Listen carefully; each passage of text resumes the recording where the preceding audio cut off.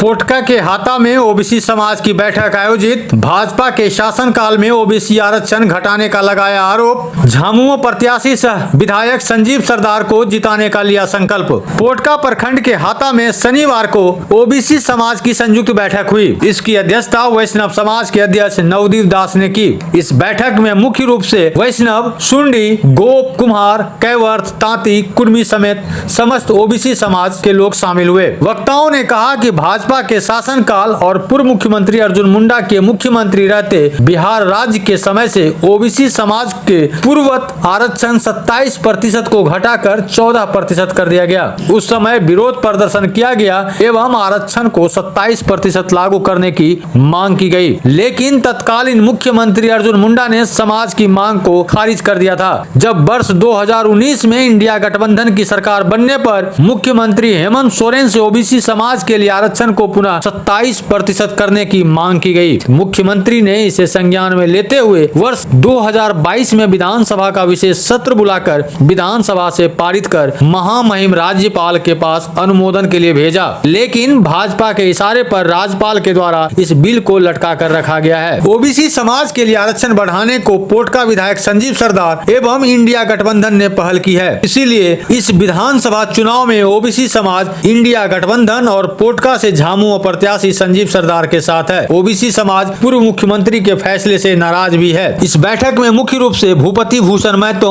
उत्पल मंडल, गदाधर भगत, सुबल चंद्र भगत, प्रणय भगत, दिनेश कैवर्त, कान्हू किशोर बेरा, जगदीश चंद्र पाल, कंचन दत्ता, बबलू कैवर्त, दीनबंधु पाल, हरेंद्र नाथ कश्यप समेत ओबीसी समाज के अनेक प्रतिनिधि उपस्थित थे।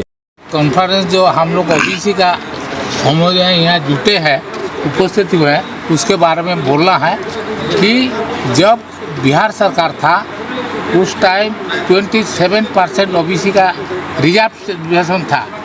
जब अर्जुन मुंडा ने आया झारखंड सरकार का, झारखंड का आदमी होकर के उसको रिड्यूस कर दिया 27 से करके 14% कर दिया, 13% माइनस कर दिया। और उसके लिए ओबीसी वर्ग लड़ाई किया, देखो ना, लड़ाई किया ब्लॉक स्तर पर आगे भी जा करके कि इसको हटाया नहीं जाए, इसको 27% रहने दिया जाए, लेकिन तत्कालीन अर्जुन मुंडा की सरकार उसको नकार कर दिया, नहीं माने। हम लोग लड़ते रहे। जब 2019 में झारखंड सरकार पुनर्गठन हुआ, हेमंत सरकार मुख्यमंत्री बने, तो उसको उपवास भी हम लोग प्रेस किए, हम लोग उपस्थित हुए और उसको डिमांड रखे कि ओबीसी का रिजर्वेशन 27% जो था उसको बरकरार रखा जाए। तो हेमंत सरकार ने कैबिनेट से भी उसको पास कराया और आज बीजेपी का जो गलत नीति के चलते अभी तो उसका डिक्लेरेशन नहीं हो पाया है, ये बहुत ही दुर्भाग्यपूर्ण है। हम कहना चाहेंगे कि अर्जुन मुंडा जी जितना दिन सीएम थे, हमारा ओबीसी का जितना भी था, जैसे हम लोग को पिछली आरक्षण जो 27% था उसको घटा के 14% कर दिया था। उसके बाद हम लोग आंदोलन किए। आंदोलन करने के बाद लास्ट में हेमंत सरकार जी ने इसको पास करा के 27% राज्यपाल का वहाँ भेज दिया, लेकिन भाजपा का दबदबा में अभी तक 27% चालू नहीं हुआ। हमारे अर्जुन मुंडा जी जिस विभाग में रहे उस विभाग का कुछ भी धरातल में हमारा काम नहीं हुआ है। कृषि मंत्री थे, किसी के लिए कुछ काम नहीं हुआ है।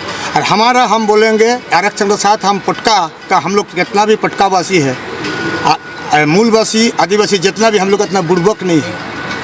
कोई यहाँ आके टपक के यहाँ पर विधायक बनेगा, हम लोग आदिवासी मूलवासी हम लोग होने नहीं देंगे, क्योंकि हमारे स्थानीय एवं भूमिपुत्र किसान परिवार का जो हमारा नेता संजीव सरदार जी है, वो शिक्षा में सबसे बड़ा शिक्षा में, स्वास्थ्य में, पर्यटक में, सब विभाग में वो काम किया है, जो धरातल में किसी को अंधभक्त अंधविश्वास वालों को दिखाई नहीं पड़ेगा। लेकिन पोटका में शिक्षा, डिग्री कॉलेज, पॉलिटिकल कॉलेज से लेके पर्यटक स्थल, हरिना से रंगनी मंदिर से लेके हर गांव में मूलवासी एवं आदिवासी सभी समुदाय के धर्मस्थल को जीर्णोद्धार किया है। इसीलिए हम लोग पोटका जो सोचे मेरा अर्जुन मुंडा जी कि पोटका का आदमी को बोका बनाएंगे, लेकिन पोटका पूरा झारखंड में जागृति है।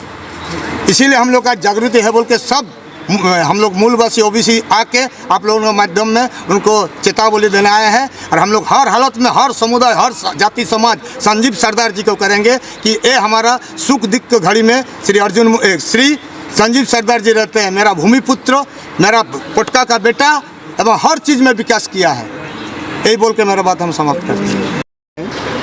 कि आज इतना बड़ा एक गैदरिंग हुआ है। सबसे पहला इस सभी को, जितना भी आदमी उपस्थित हुए हैं, सबको प्रणाम। ऐसे है कि डेवलपमेंट हर जगह में चाहिए, शिक्षा, स्वास्थ्य, हर विषय में होना चाहिए। कहना इतना ही है कि हम बहुत ज़्यादा बोलने से कोई फ़ायदा नहीं होगा। मेरा यही कहना है कि हमारा जितना जैसे 27% और 14% में जितना व्यवधान है, ये कतई नहीं होना चाहिए। ये 27 को लेके 37 क्यों नहीं हो रहा है?